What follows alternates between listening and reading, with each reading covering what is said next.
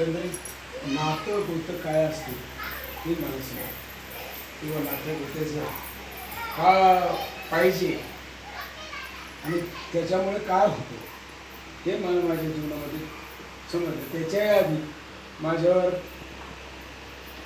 कुटुंबावरती असंच मोठं संकट आलं, ते संकट दूर झालं. त्यावेळेला सर्वांनीच मदत केली. अर्थात प्रश्न असा आहे की ह्याची कुठेतरी उतराई व्हायला पाहिजे, म्हणून मी हा आजचा कार्यक्रम म्हणजे आयोजित केलेला होता.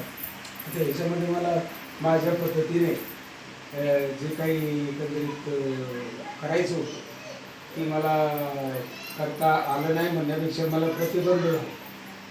माझा असा उद्देश होता, सर्व मुलींना पातळी घ्यायची, जावयाला सगळ्यांना ड्रेस करायची, शिवाय त्यांना 5-5 भांडे द्यायची वगैरे. असा एकंदरीत म्हणजे माझं मी बजेट जो काढून पण ठेवलेलं होतं, जो 38,000 रुपयाचं ते बजेट होतं आणि मी अतिशय आनंदाने ते करायला तयार होतो. माझी ती इच्छा होती.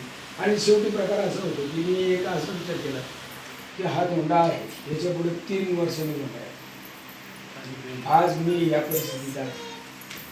आता संपूर्णचं काही कोणाला काही सांगता येत नाही, तरी माझी इच्छा होती. परंतु आमची सीमा आणि बागेश्री वगैरे यांना मी बोलवून आपल्याला कपडे खरेदी करायला जायचं. तुम्ही काय कपडे करायचे, तिला सांगितलं बुवा असं असं आहे. ती सांगितलं ती काय करायची, कारण आम्ही त्या बाबतीमध्ये आम्हाला कपडे वगैरे लग्नाचे मिळालेले आहे. आम्ही त्या बाबतीत हे नाही, फक्त तुम्ही बुवा चांगल्या प्रकारचं जे जेवण घाला, बस एवढीच आमची अपेक्षा आहे. आता मी खूप हट्ट धरला, पण ते काही त्यांनी ऐकले नाही.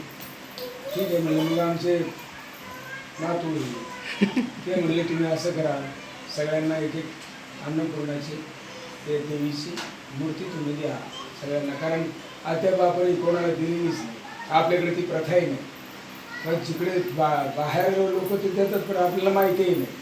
ते आज आपण यांनी सांगितल्यामुळे आणि बागेश्री वगैरे असायचं त्याच्यामुळे ठीक आहे त्याच दृष्टिकोनातून. आणि विशेष म्हणजे ह्या कार्यक्रमाला आमच्या मामी हजर आहेत आज, तो आम्हाला अतिशय आनंद वाटतो की त्यांचं वय मला वाटतं काय असं 98 म्हणजे सेंचुरीला 2 आज ते आहे. हा कार्यक्रम ते स्वतः उपस्थित आहे. आणि